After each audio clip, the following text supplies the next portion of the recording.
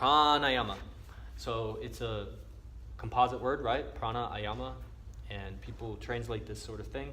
Prana is mind.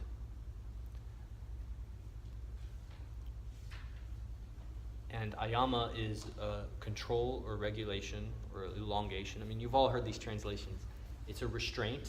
It's a regulation. It's a directing. Direct your mind. Tell your mind what to do. And as soon as you do that, well, who's the you that's telling it what to do? And then you keep doing that. Who's telling it what to do? Who's telling my mind what to do in this moment? And you get to what's called the witness, eventually. You get to the point of awareness inside of you that's looking at your mind. And that one is not subject to cause and effect, and that one is not made of prana. But mind is. Mind is prana. Pranayama is regulating your mind. And so you got something? Question? Yeah, bring it up. Bring it up. See, I heard her breath, and so the breath clued me into, yeah. So the mind was clued in by her breath, right? Inseparable. How does that fit? I've never heard prana described as mind. Yeah, yoga chitta vritti prana also. So the stopping of the fluctuations of prana is also yoga. So you just do algebra.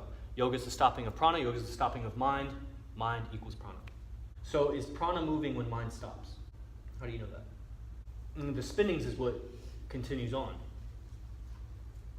But how do I articulate these things? But I know these things.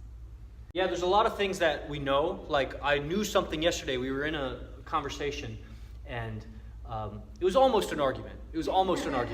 And like 5, 6, 7 minutes later, I finally said the sentence that I was trying to say. Like, I had to find the words for what I was meaning. Yes. And then the question came up, well, why didn't you just say that 7 minutes ago? Because you didn't have it yet. Because I didn't have it yet. I had the meaning, the kind of ambiguous, amorphic thing in mind space. I just didn't have the words to put clothing on it accurately. I kept dancing around it and trying to find the right syntax and vocabulary. And so how you find the words for it is you talk about it more.